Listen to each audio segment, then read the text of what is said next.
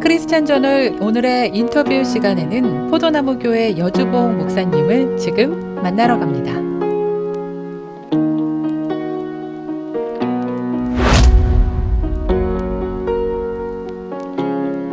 안녕하세요. 여주봉 목사입니다. 크리스찬 저널 구독자 여러분 만나 반갑습니다. 축복합니다. 네, 포도나무 교회 침례교고요. 지금 그러니까 개척한 지 한 28년째입니다. 그렇게 하고 하나님께서 귀하게 함께하고 계시죠. 네. 28년이면은 꽤 오래된 거죠? 꽤 오래됐죠. 처음부터 제가 개척했고요. 하나님 인도를 따라서 이제 오늘에 이르게 되었습니다. 제 목회를 이렇게 돌아보는 계기가 있었어요. 어떤 기독교 잡지사에 저희가 원고를 부탁하는 계기가 돼서, 그러면서 딱 돌아봤더니 세 개가 딱 보이더라고요. 근데 첫 번째가 뭐였냐면 하나님 뜻이 뭐지? 라는 거였어요. 그러니까 개척 초기에 신학생들이 같이 섬기겠다고 와서 전도사로 임명을 해서 이렇게 섬기는데 설교할 기회를 이렇게 주잖아요. 근데 그 설교를 듣다 보니까 내 모습이 보이더라고요. 근데 나는 목회 못할 게 보이더라고요. 처음부터. 그러니까 그분들이 이렇게 설교하더만요. 그 지역이 가난한 지역이었는데, 그러니까 성도들의 필요를 딱 보고 물질적 축복받는 비결 이러니까 눈이 바짝바짝 하는 거예요. 근데 나는 그걸 보니까 내 모습이 보이는데, 나는 뭐 하고 있냐면 우선 성도들이 필요가 초점이 아니고 주님의 뜻이 뭐지? 이러고 있는 거예요. 이제 거기에 있었어요. 하나님의 뜻이 뭔가. 이제 그러면서 이제 모든 면에서, 그러니까 성가대만 하더라도 성가대 성경에 있죠. 성가대는 용어는 없지만. 근데 문제는 성경에 나오는 성가대들이 정말 하나님의 영광만 바라보고 하늘나라의 스랍들처럼 자기들이 온 삶으로 하나님을 높이고 그냥 하나님께 감사와 찬사를 드릴 뿐만 아니라 하나님이 하나님 되심이나 기뻐하고 주님께만 영광 돌리냐 그 말이죠. 오늘날 너무나 많은 경우에 회중들을 위해 노래를 부르고 회중들 앉아서 그걸 감상한, 이게 무슨 예배냐고요. 그러니까 그거 하지 말자.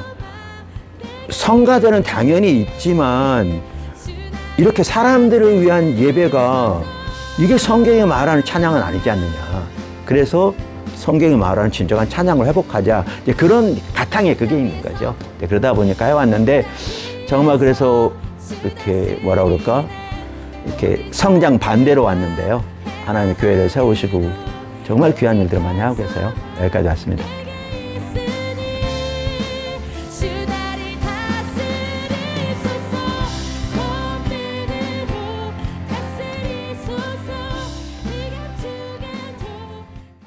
요한복음 5장에 보면 예수님께서 유대인들에게 하신 말씀이 있어요.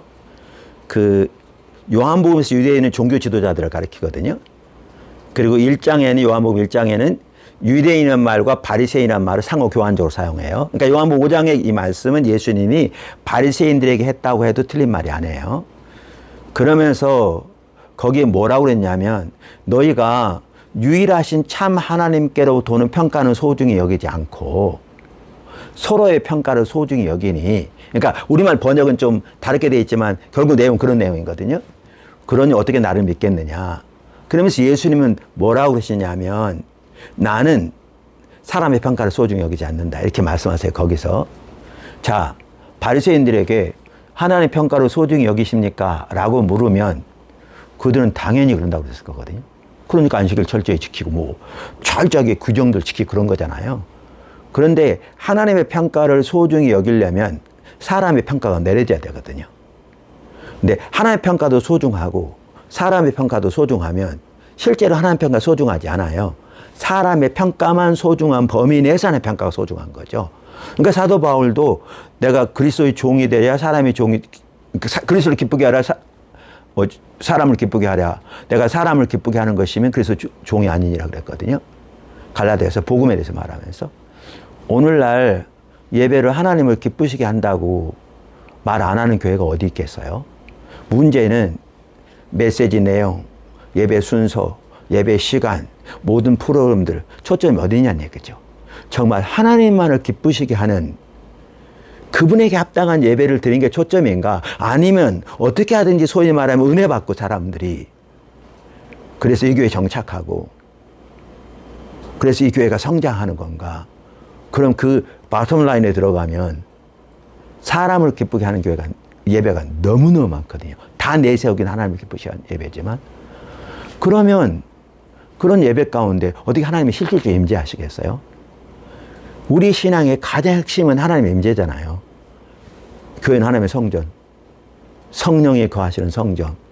다 말은 하지만 거기 핵심은 어느 그 베이커 출판사에서 나온 성경 백과사전 보니까 신약의 교회는 구약의 지성서보다 무한정 더 위대한 하나님의 성령의 임재의 보고라고 돼 있더라고요. 그게 학자들이 말하는 거죠. 그게 그렇게 돼야 되는 게 교회예요. 근데 이렇게 인본주의가 가득하니까 예배를 순서로 마치고 돌아가는 게 예배라는 인식이 너무너무 팽배하고 메시지만 하더라도 그저 사람들에게 감성적으로 감동 주는 것에 너무나 초점이 맞춰져 있는 그러한 상황에 어떻게 하나님께서 임재하시겠어요? 찬양만 하더라도 찬양이 예배의 한 중요한 부분이잖아요. 왜냐하면 그게 사실 찬양이 예배의 중요한 핵심으로 자리 잡은 게 다윗 때부터예요. 그래서 그걸 근거로 해서 성가대 얘기도 나오고 그러거든요. 오늘날. 그러면 성경으로 돌아간다면 찬양만 하더라도 그리고 예배만 하다 같은 건데 저는 예배의 정의를 크게 두 가지로 말합니다. 그게 뭐냐 하면 첫째는 하나님께서 행하신 아름다운 일들을 인하여 찬사를 드리고 찬사.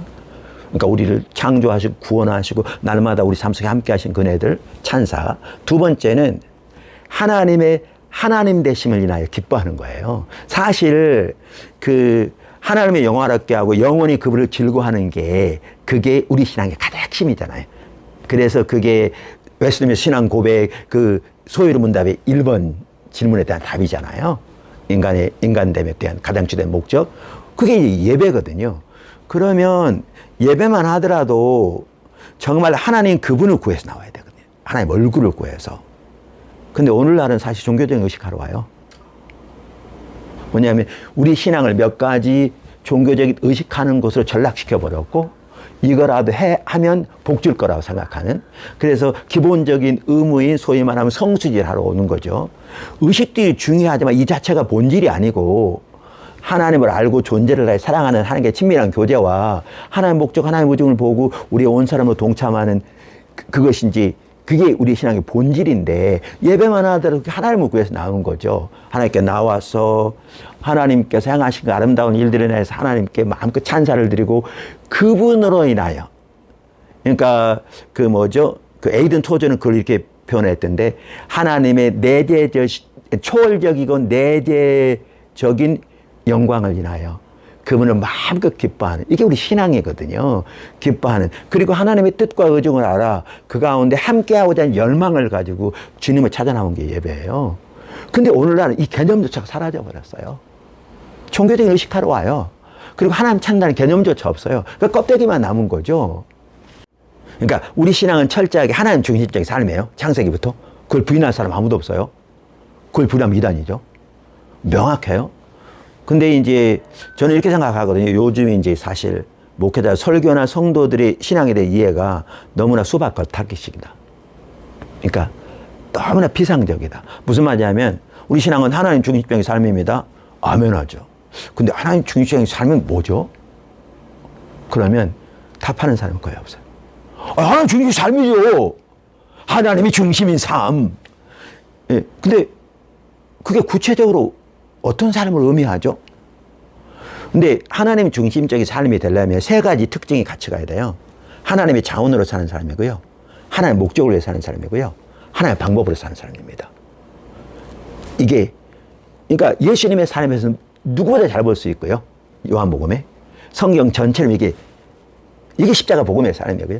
하나님 중심적인 삶이거든요. 자, 그런데 타락의 본질이 뭐냐? 자기중심적인 삶이에요. 사실 그 아담과 하와가 선악과를 먹었다는 게 그게 그냥 단순한 과일 하나 먹는 게 아니고 과일을 먹었겠지만 그 선악과는 하나님 중심적인 삶을 상징하는 거였거든요. 하나님의 주권적 통치 아래 사는 삶. 먹었다는 것은 하나님 중심적인 삶을 버리고 자기가 스스로 자기 하나님 되기를 선택한 거예요.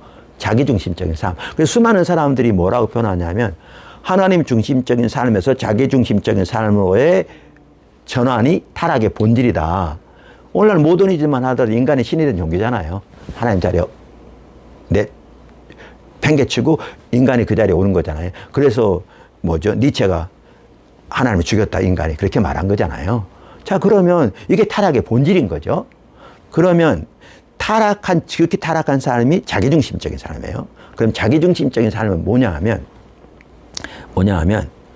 그 하나님 중심 삶의 반대인 거죠. 그러니까 자기중심적인 사람과 세상은 밀접한 관계가 있어요. 이제 에베소 2장 1절 3절을 보아도. 그러니까 자기중심적인 삶의 특징은 자기 자원 혹은 세상의 자원으로 자기 목적을 위해 혹은 세상에서 자기 목적을 위해 자기 방법대로 세상의 방법대로 사는 거예요. 자, 그럼 이렇습니다.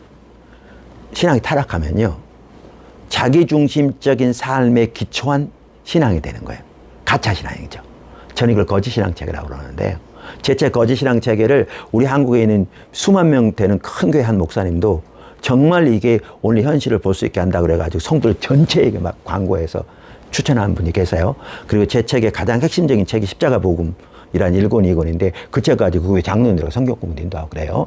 자, 그런데 이제 거기 보면 상세히 나와 있지만, 그러면 신앙이 타락하면 어떻게 되냐면요, 우리는 하나님의 목적을 위해 살아가는 게 우리 신앙이에요. 그럼 자기는 뭐냐 그럴 텐데, 아니요. 이사야서 55장이 말한 것처럼 내 생각과 하나님의 생각은 다르고 내 뜻과 하나님의 뜻은 달라서 어떻게 다르냐, 하늘이 땅에서 높은 것처럼 높거든요. 그러니까 내가 내 자신을 위해서 계획한 타락한 육신의 본성과 지혜와 이해를 가지고, 그보다 하나님은 영원 전부터 영원 끝까지 다 아실 뿐만 아니라 독생자를 우리를 위해 아끼자 내어줄 만큼 사랑하셔서 그분의 뜻은 최선이고, 그분은 전능하신 분이기 때문에 그분의 뜻은 다 이루어갈 수 있는 분이거든요. 그러니까 그분이 우리를 위해서 예배하신 그분의 뜻이 우리에게 최선인 거예요. 우리가 우리 위해서 사는 것보다. 그러니까 사실 성경에 보면 내가 나를 사랑한 것보다 하나님 우리를 더 사랑하시잖아요. 성경은 하나님이 예수님을 사랑하신 그 동일한 사랑으로 우리를 사랑하신다고 그랬고, 예수님도 아버지가 예수님을 사랑하신 그 동일한 사랑으로 우리를 사랑하신다고 그랬고, 그것이 십자가로 자신을 내어주시고 아들을 보내주신 거니까, 그러면 우리 신앙은 철저하게 하나님 중심적인 삶이고, 그 삶을 살 때 하나님이 예비하신 생명과 은혜가 우리에게 넘치는 거예요. 그게 창조 때부터 하나님 의도하신 삶이고, 예수님이 인자가 온 곳의 양으로 생명으로 더 풍성히 얻게 하람이라고 그런 거잖아요. 그런데 인간이 타락하면 자기 목적을 위해 살면서 하나님은 자기 목적으로 한 수단이 돼버려요. 거짓신앙인 거죠.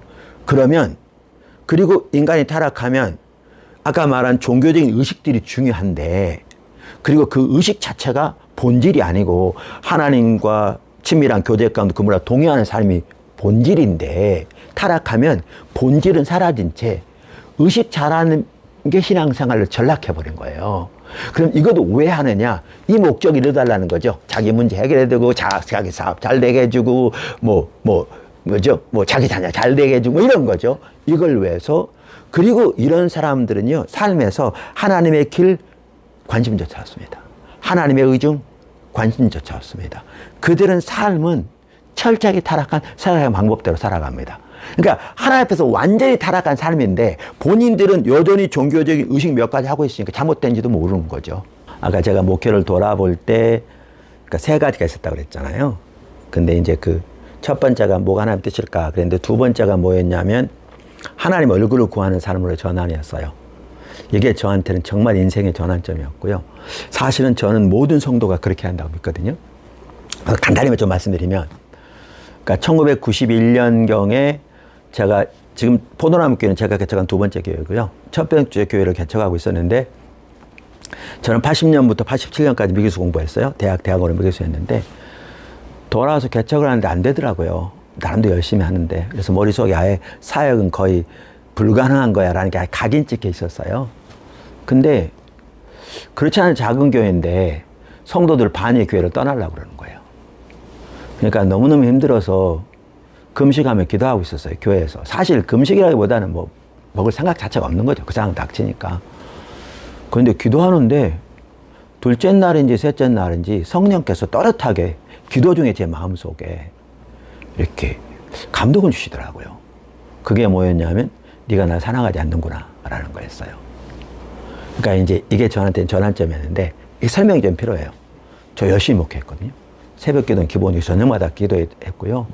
그리고 교회 거하고 제 거는 이론 한 푼까지 구분되어 있었고요.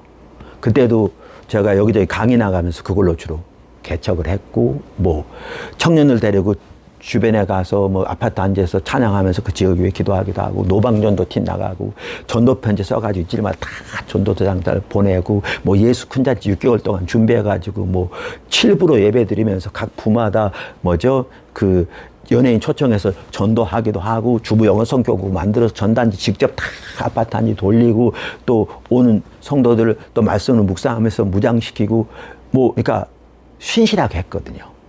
그리고 열심히 했거든요. 그리고 교회가 어렵다 보니까 우리 이제 아들이 셋인데 그 당시 어렸는데 애들이 다 이렇게 어려움을 같이 당하는 거죠. 그래서 그 지역에 부촌이었는데 학교 가면 애들이 다른 애들 놀리는 거예요. 우리 애들을 이렇게 옷이 허름하니까 뭐 이런 일도 당하고 다 그렇게 해왔는데 주님이 네가 나 사랑하지 않는구나 그러신 거죠. 그러면 딱 깨달은 게 뭐냐, 딱 비추인 게 뭐냐면 하나님 살아계신 격체잖아요. 근데 내가 그분을 위해서 교회를 세우기 위해서 열심히 노력했을지 몰라도, 그리고 성도들 앞에 그분을 대변한다고 그분이 원하시는 말씀을 전하기 위해서 열심히 노력했을지 몰라도 그분은 살아계신 격체인데 정작 그분을 알고 사랑하는 일에는 완전히 소홀한 딱 보이시더라고요. 이게 딱 보이니까요, 그 중심에서 회개가 되더라고요. 그러면서 하나님, 제가 잘못했습니다. 제가 하나님을 알고 사랑한 일을 소홀히 했습니다. 이게 딱 이 속에서 회개가 나오더라고요. 울고불고가 아니라. 그러면서 그게 딱 보여지니까 그 순간부터 교회를 성장시키려는 모든 노력이 내려지더라고요. 목회 소홀히 했다는 게 아니에요. 신실하게 섬기죠. 근데 초점이 여기에 있자는 거죠. 그러면 집중적으로 하나님을 알기를 추구하기 시작했어요. 어떻게 하나님 알 것인지, 성경을 새롭게 보고, 앞서가 믿음의 선배도 어떻게 하나님을 알았는지. 그래서 나는 이제 따라가면서, 믿음으로 따라가면서 때로는 엎어지고 곱게지기도 하고, 사람들이 이해하지 못하니까 어려운 상황이 닥치기도 하고, 그러나 주님 인도하시면 선명히 보이니까 다른 선택이 내지가 없고, 그래서 이렇게 순종해 갔더니 오늘까지 온 거죠. 그러면서 이제 다음 세대를 향한 그 비전만 하더라도 제 계획이 아니고요. 주님 완전히 앞서가시면서 이렇게 교회 전체 방향을 돌이켜 가신 거였거든요. 이제 군성교를 하게 됐어요. 하나님이 어느 순간부터 거의 전군으로 확대시켜 가신 거예요. 이렇게 쫙. 정말 하나님 귀하게 함께 하신. 그러면 한 가지 예만 들면요. ROTC 학군단이 있거든요. 코로나 전에 육군만 ROTC 학군단이 113개가 있었어요. 육군만. 113개 대학에 ROTC 학군단이 있는 거예요. 우리가 113개의 대학 학군단에 간사들 다 세워 섬겼어요. 같은 이해와 가치를 가지고 주님을 추구하는 초교파 교회들이 연합이 있어요. 새물교 선교회라고. 거기 제가 회장이거든요. 그러니까 부회장님하고 둘이 전체를 이끌어가요. 그래서 거기 그러니까 정혜원, 준혜원 이렇게 합력하는 교회들에서 대개 많지는 않아요. 한 100여 개 돼요. 대부분 작은 교회들이지만, 뭐, 작은 교회가 연합하니까 큰 교회가 못하는 걸 할 수 있겠더라고요. 왜냐면 목회자만 100명 가까이 되니까. 이렇게 해서, 이렇게 하다 보니까 전국에 있는 학군단을 다 섬긴 거예요. 그러면서 정말 귀한 열매가 나타났어요. 그러면서 이제 요게 어디로 이제 갔냐 하면 이 군하고 캠퍼스 연결하자. 그래서 캠퍼스에 간사들을 세우기 시작했어요. 그러니까 물론 이제 학군단도 캠퍼스잖아요. 왜냐면 그런데 그거와는 또 별개로 같이 두 개 다 하는 분도 있지만 캠퍼스 사역. 그래서 우리가 이걸 왜 청년 선교를 따로 세웠거든요. 영어로 Y 미션인데 사단법인 청년 선교를 따로 세운 거예요. 청년 선교 Y 미션 캠퍼스의 약자로 YMC라고 그래가지고 지금 학원 보구마 협의회에 가입돼 있어요. 우리가 YMC가. 그래서 해서 지금 한 150여 개 대학의 간사들을 세워서 활동하는데 대부분 맨 땅에 헤딩해요. 근데 상당수 학교에서는 귀한 열매도 벌써 나타나기 시작해요. 몇 년 안 됐는데. 우리의 목표는 그리고 주님이 일단 인도하신 가운데 정말 목표는 400여 개 대학 전체 간사를 세우는 거예요. 그래서 3군 전체를 더 커버하고 이렇게 거기다가 하나님이 해가시는 너무나 귀한 한 가지가 이제 단기 선교인데요. 처음에는 2+2라고 그랬다가 지금은 그 이제 두드림 투게더라고 이름을 약간 바꿨어요. 또 이렇게 이제 광범위하게 좀 이렇게 알려지기 위해서 그랬는데 그게 뭐냐면 이거예요. 2명의 청년들을 1년 단기 선교를 보내요. 그러니까 많은 청년들이 가면서 20대 11조를 드린다. 이런 마음으로 1년 가는데 처음에 보내게 된 계기가 이랬어요. 우리 교회 청년 중에 한 명이 해외 선교에 관심이 있었어요. 훈련도 많이 받았어요. 근데 나가기 원하는데 우리는 교회가 같이 가야 한다고 믿거든요. 개인이 아니라. 그래서 교회에 대한 하나님 움직임이 없어서 좀 기다려보라고 그랬어요. 그랬더니 드디어 이제 움직임이 있어서 중앙아시아로 이 자매인데 자매를 2년 갔어요. 그 자매는 파송했어요. 근데 가기 전에 우리 교단에서 선교훈련을 받았죠. 교단도 파송도 같이 가야 돼서. 그랬더니 끝나고 나서 이 자매에 대한 선교사 훈련원에서 성적표가 나왔어요. 거기에 이제 카멘트가 있었어요. 뭐라고 나왔냐면 제가 딱 보는 순간에 이게 이 자매에 대한 평가만이 아니라 교회에 대한 평가 같더라고요. 뭐라고 돼 있냐면 이런 거였어요. 하나님과의 관계, 사람과의 관계 여러 가지면 뛰어나다. 근데 실전이 약하다. 원래 많은 경우에요. 그 프로그램에 대해서 관심이 있어요. 어떻게 하면 예를 들면 소그룹을 확대시키는 방법론. 근데 저는 컨퍼런스만 하도 1년에 2차씩 하거든요. 십자가 성령 컨퍼런스. 벌써 지금 20년이 지나왔어요. 4월과 10월에 목회자를 위해서 전체를 위해서 하는데 우리의 초점은 방법이 아니라 자세나 하나님과 관계에 초점을 뒀어요. 그러니까 어떻게 보면 좀 달라요. 많은 분들은 이 관계를 다루고 자세를 다루면 당연한 것으로 여겨요. 그거보다 우리는 어떤 방법을 원한다니까 빨리. 근데 내가 본 게 잘못돼 있어요. 그게. 이 방법이 되려면 하나님의 관계와 자세가 된 다음에 이게 필요하고 그것도 하나님의 인도를 따라 돼야 돼요. 주님의 지혜를 따라서. 근데 딱 그 보는 순간에 교회의 평가 같더라고요. 근데 그런 자매가 가니까 하나님의 관계 주님의 인도를 따라 사랑을 섬기기 시작하니까 놀라운 열매가 나타난 거예요. 이거는 주님이 뒷받침하신 거거든요. 그러니까 거기 선교지에서 우리에게 젊은이들을 더 보내달라. 이래서 이게 처음 시작된 거예요. 처음. 그래서 2명이 이제 1년 몫으로 갔고 처음에는요. 교회에서 1인당 매월 100만 원씩 지원했어요.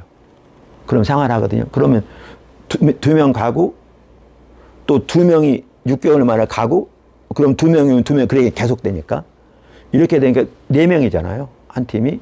그러면 한 달에 400만 원인데 작자는 돈이죠. 젊은이 한 팀 보내는데 그래서 내가 약간 입이 이만큼 나와가지고 그랬더니 우리 해성교 위원장이 그러더라고요. 목사님 그때 우리 군선교도 엄청 많이 할 때거든요. 그건 계속 하고 있지만 어느 부대 한 번 섬기는데 목사님 얼마나 많이 돈을 드세요. 근데 이들 1년 훈련 시키는데 그런데요. 알았다고. 하자고. 그래서 갔어요. 이렇게 가서 우리의 초점은 이들을 통한 사역이 아니에요. 그럼 이들 시험 들어요. 뭐냐면 신학생도 아니고 신학생도 있지만 그냥 대학생들이에요. 대부분. 그런데 주님께 헌신해서 가는 건데 이들의 양육이 초점이 있어요. 그럼 가자마자 뭐부터 하냐면요. 그 나라 언어를 배워요. 그리고 6개월 만에 그러니까 간증하더라고요. 물론 온 거 써서 하지만 그 나라 말로. 그리고 9개월 만에 설교를 하더라고요. 언어를 그날 배운 대로 그 배운 만큼 캠퍼스 전도해요. 그리고 같이 다니까 리더십이 다뤄지고 또 선교사님 도와서 선교를 같이 이렇게 섬기고 그리고 열방을 보고 민족을 섬기고 주님이 주신 목표가 있어요. 내가 세운 목표가 아니고요. 이렇게 목표가 있는데 세계 250개 지역에 매년 1000명을 보내는 거예요.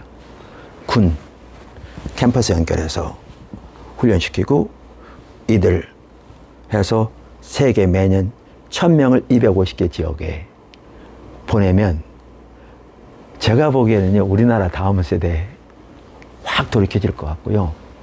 이제 여기에 중요한 게 이제 재원이 있어야 보내잖아요. 그래서 이 비전을 보면 한 달에 10,000원 후원하는. 그래서 최근에 제가 어떤 그 선교단체 장에게도 이런 얘기 했더니 나라도 하겠네요. 그 10,000원 왜 못합니까? 그분도 하겠다고 그러더라고요. 이거 보고. 큰 돈 아니잖아요. 아무리 다른 거 헌금 많이 해도 10,000원. 그러더라고요. 그 비전을 본 사람들 모아지면 지금은 처음에는 포도나무께서 100% 다 했는데 이제 확대되잖아요. 청년 선교를 통해서 누구나 올 수 있고, 물론 이제 그때 분배를 해서 하지만 누구나 올 수 있고, 그리고 이번에 KWMF라고 선교사님들 연합단체가 있잖아요. 통해서 이제 지도 선교사님들 이렇게 찾는 데도 협력하기로 했거든요. 그러니까 젊은 4명을 전사처럼 부릴 선교사님은 안 돼요. 왜냐면 이들이 상처받으니까. 이들을 양육하고 돌보아줄 선교사님 계시면 이제 그분들을 선별해서 그리로 보내는 거죠. 세계에. 그런데 요렇게 섬겨주면 얻는 게 있어요. 그러니까 주면 얻게 되듯이, 살고자 하면 죽고 죽으면 살듯이 섬겨주면 튼실한 젊은이 4명이 같이 가니까요. 어른들이 못하는 일을 애들이 형제에서 해내더라고요. 너무나 귀하게. 자, 그런데 그렇게 해서 이제 재원이 마련되는 대로 이렇게 보내려고 그러는데요. 그 한 가지 더 얘기를 해볼까요? 이러면서 이제 이들을 이제 직장으로 연결하는 거죠. 선교육 삶으로. 군, 캠퍼스, 해외, 직장. 제가 하나님께서 3가지가 있었다고 그랬잖아요. 돌아볼 때. 그러니까 하나는 무엇이 하나님 뜻일까? 늘 그게 바탕에 있는. 2번째는 이제 하나님 얼굴을 구하는 사람으로 이렇게 전환되는. 근데 3번째가 뭐였냐면 하나님의 비전이었어요. 그러니까 나중에 조지 바나가 쓴 The Power of Vision이라는 책이 있더라고요. 아주 귀한 책이에요. 정말 귀한 책인데 비전을 정말 하나님이 중심으로 잘 써놨어요. 근데 이제 나는 그 당시에는, 그러니까 내가 그때 이제 할 당시에는 하나님 비전인지 몰랐는데 지금 이제 그 책을 나중에 읽다 보니까 몇 년 전에 읽었는데 이게 비전이었더라고요. 그리고 이게 없었더라면 지금 제가 없을 하나의 중요한 요소였더라고요. 그게 뭐냐 하면 아까 교회가 시험 들어서 이렇게 이제 반을 떠나려고 그래서 그게 계기가 돼서 이제 하나님 찾는 자를 돌이켰다고 그랬잖아요. 근데 그게 1991년 9월경인데 실제로 그 연말에 교회 성도가 반이 떠났어요. 그러니까 너무 힘들더라고요. 그러니까 먹을 생각도 없는. 근데 그때 청년 중에 한 명이 나한테 연말연초 그때는 기도원에 많이 다녔거든요. 이렇게 한국교회 성도들. 기도원에 가는데 기도하러 같이 가자 그러더라고요. 근데 내가 뭐 지금처럼 사역이 바빠가지고 그런 것도 아니고 뭐 성도가 기도원에 같이 가자는데 못 가, 너나 가 그러겠어요? 같이 갔어요.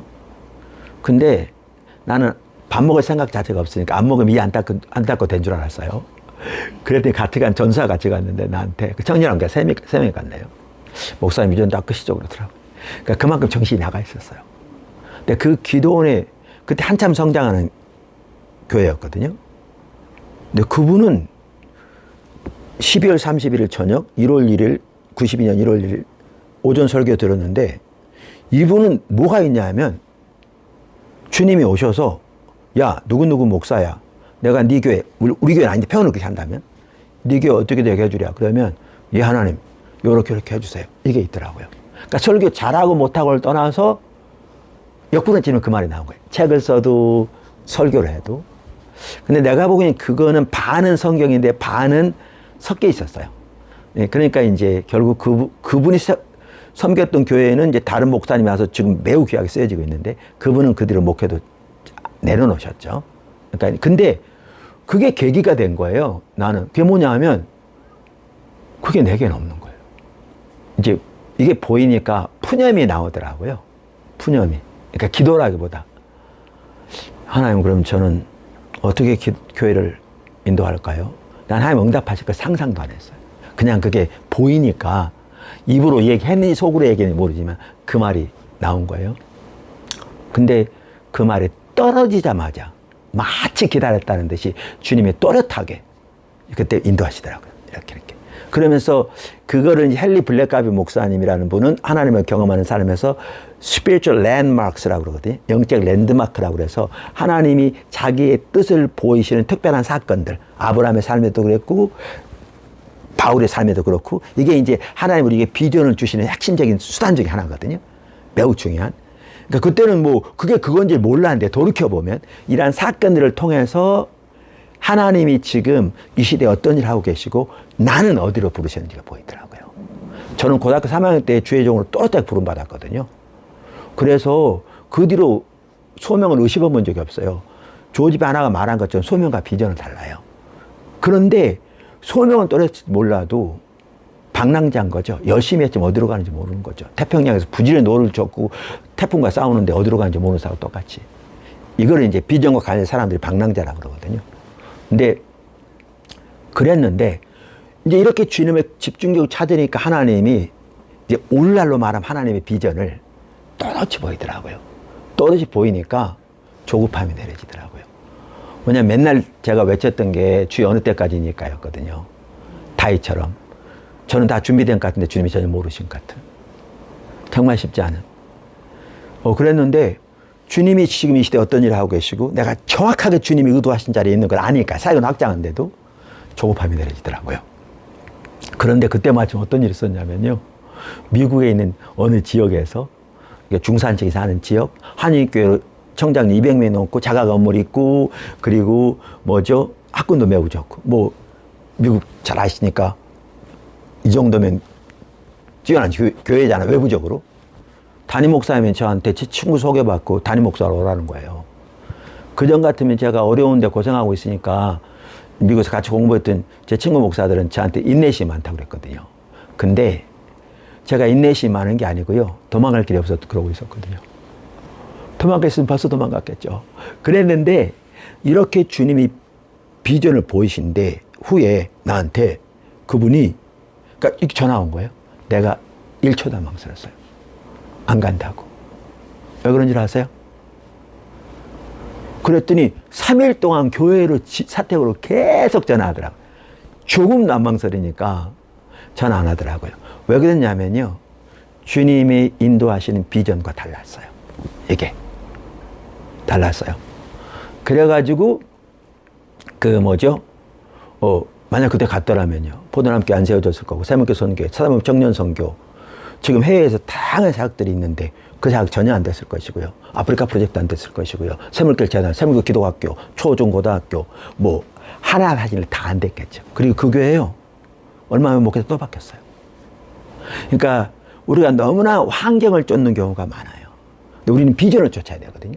그러니까 조지 바나 그 책만 하더라도 각종 리더들 20만 건 이상을 인터뷰했더라고요. 역시 미국 사람들 20만 건. 그러면서 몇 가지 결론을 써놨는데 담임 목사에 대해서 말하면서도 심지어 뭐라고 그러냐면 소명을 받은 사람들이고 좋은 사람들이지만 그들의 사역을 위한 하나님의 비전에 대한 이해가 없어서 회중과 지역사회에 거의 영향을 미치지 못한다고. 그러니까 우리가 이 시대에 그래요. 성도들에게도 비전에 대한 이해는 어느 정도 가지고 있지만 하나님의 비전이 실제로 작동하고 있는 성도는 거의 찾아보기 힘들다고. 조지 바나의 말이에요. 근데 실제 올라 그렇거든요. 다 우리가 세운 계획만 있지 우리가 하나님이 세운 것을 큰 꿈을 비전이라고 그러지 그게 아니라 성경에 나온 사람들은 하나님의 비전을 보이신 거잖아요. 노아에게 모세에게 등등. 그래서 이제 그랬는데 저한테는 요게 매우 중요했어요. 그러니까 앞이 안 보일 만큼 어려울 때에도 주님이 나를 인도해 가신 비전 속에 내 인생을 다 걸어도 손색감이 없어 소중한 게 있는 게 보인 거예요. 때가 되면 주님의 뜻을 보이시는 방법 중에 하나가 사람마다 다 다르죠. 스크린에 보인 것처럼 하나님 뜻이 다 전체가 보여요. 그러니까 환상 이런 게 아니고 이렇게 쫙 이렇게 뜻이 깨달아진다 그럴까? 의도가 보인다 그럴까? 그리고 그대로 가면 주님이 뒷받침하세요. 그래서 학교도 세우지 그런 거거든요. 근데 아프리카 프로젝트에 대한 게 보인 거예요. 그게 뭐냐 하면 아프리카에 있는 선교단체 선교사님들과 한국 선교사님들과 같이 협력해서 아프리카를 섬기는데 그분들이 네트워크를 통해서 여러 나라의 내셔널 컨퍼런스, 리저널 컨퍼런스를 하고 그 다음에 훈련원도 세워지고 신학교도 세워지고 철저하게 하나님 중심적인 그런 양육 프로그램과 핵심적인 하나님 중심적인 신학으로 무장되게 하고, 그리고 교회 개척할 때 어린이 사역팀이 같이 가고, 그리고 아프리카를 이렇게 살리려면 뭐 농업부터 시작해서 기술, 비즈니스 미션 이렇게 같이 가면 아프리카 56개국 살리겠더라고요. 이게 제 눈에 보인 거예요. 이게 그러니까 제 계획한 게 아니라 그래가 이렇게 나눴거든요. 그런데 어떤 일이 있었는지 아세요? 이러니까 우리가 지금 예를 들면 아까 말한 대로 뭐 사단법인 뭐 재단법 이런 것만 해도 꽤 여러 개 되니까 더 이상 성도들한테 자꾸 이런 얘기 하기 힘들어요. 눈에 보이지 않은 거 얘기만 하면 뭐 잘못하면 쫓겨나죠. 그런데 그러니까 아프리카 프로젝트를 앞으로 NG로 쓸 수 있도록 만들어서, 또 여기서 하면 용인에서 하면 경기도 종목가에서 맨날 그런데 요주봉 이게 도대체 왜 이렇게 많이 하냐 그런데요. 그래서 서울 초소를 주소로 해가지고 조그맣게 만들었어요. 성도 우리 해외 선교위원 중에 아프리카 권역 몇 명 해가지고. 그런데 어떤 일이 있었는지 아세요? 코로나 딱 터졌잖아요. 그러니까 샷다운 되니까 식량 문제가 선교지 막 닥치기 시작한 거잖아요. 매일 유튜브로 기도회를 했는데 이들은 무시할 수가 없었어요. 이 필요는 국가들이 나서야 되는데 우리는 좀 말도 안 되지만 기도는 안 할 수가 없었어요. 그래서 매일 기도하면서 나눴더니 이분 저분들이 막 헌금한 거예요. 막 그 적금께서 헌금하기도 하고 막. 그래서 선교사님이 연결된 대로 막 200만 원 쏘기 시작했어요. 긴급 식량. 그래서 그때 쏜 것만 해도 그 당시만 한 1억 5천 쐈거든요. 이렇게. 그랬더니 우리 주체 중에 한 명 그런 거 아프리카 프로젝트를 통해서 했는데 목사님 이거 불법입니다 그러는 거예요. 아니 우리가 지금 가난한 사람들 헌금해서 보내는데 왜 불법이냐 그랬더니 종교단체 모르는데 이건 NGO 성격을 가진 임의단체이기 때문에 1,000만 원 이상을 이렇게 미리 승인 안 받고 헌금을 받으면, 그러니까 이게 뭐라 그러죠? 이걸 받으면 이게 불법이라는 거예요. 또 문제만 제기하면 이제 해결책을 찾아요. 그래서 서울시 주무관한테 전화한 거예요. 우리가 이런데 어떻게 하냐. 근데 주무관이 뭐라고 그러냐면 그분도 회원으로 받으세요. 회비는 괜찮으니까. 그리고 이제 앞으로는 승인해서 받아서 하세요. 그래서 승인 받고 이분들 회원으로 받았어요. 왜냐면 뭐 예를 들면 200만 원 했다. 그럼 회비 5만 원이니까 벌써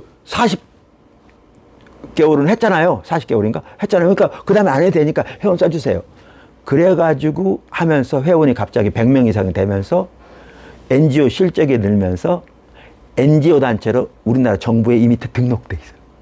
이렇게 앞서가시면서 어떤 일이 있었는지 아세요? 마다가스카르에서 14만 5천 평의 농지가 주어진 거예요. 농업학교를 할 수 있도록. 그리고 세계 가난 운동본부하고 협력해서 NGO가 맺혀지고요. 그리고 아까 말한 대로 두드림 투게더라고 하는데 두 명 보낼 때 이들이 언어를 배우고 섬길뿐만 아니라 농업사역에 섬길 애들을 따로 세우고 어린이 사역을 섬길 따로 세우고 기술 따로 세우면 250개 지역에 엄청난 일이 일어날 것 같고요. 아프리카 프로젝트 진짜 주님이 정말 놀랍게 앞서가시고요. 제 바람은 지금 나라마다 Y미션 지부들이 세워져서 Y미션 재팬, Y미션 U, 그래서 Y미션 USA는 세워져서 작지만 그래서 모금이 상당히 돼 있어서요. 우리는 이제 2명씩 보낼 때 한국에 있는 젊은이와 디아스포라 한인 젊은이들이 같이 보내면 MK를 포함해서 너무 귀할 것 같고요. 더 나아가서 그 나라 젊은이들을 같이 보내서 열방으로 보내서 훈련받고 돌아오게 하면 정말 하나님께서 주셨는데요. 이게 군, 캠퍼스, 그 다음에 뭐 진짜 1,000명 이상처럼 우리나라뿐만 아니라 젊은이들, 그 나라 젊은이들 거기에서 언어를 배우고 민족을 보고 그 나라를 섬기고 거기에다 어린이 사역, 농업 사역, 기술 들어가서 그 지역을 섬기고 여기에다가 NGO까지 같이 가면서 종합적으로 되어지면 엄청나게 하실 것 같아요. 근데 주님이 그걸 앞서가세요. 제가 한 게 아니고요. 그분이 보이면서 가세요. 네, 미국에 계신 동포 여러분, 특별히 우리 성도 여러분 사랑합니다. 저도 미국에 한 7년 있어서 늘 마음이 있고요. 또 우리 아이들도 미국에 사는 아이들도 있고 그래서 우리 미국 있는 한인교회가 같이 일어났으면 좋겠어요. 같이 협력하고 또 청년 선교 이렇게 후원도 해주세요. 또 같이 개미군단 내주시고 또 같이 협력해 정말 열방을 섬겼으면 좋겠어요. 그래서 하나님 은혜와 은총이 축복이 성도들의 가정과 사업과 섬기는 교회에 넘치기를 예수님 축복합니다. 감사합니다.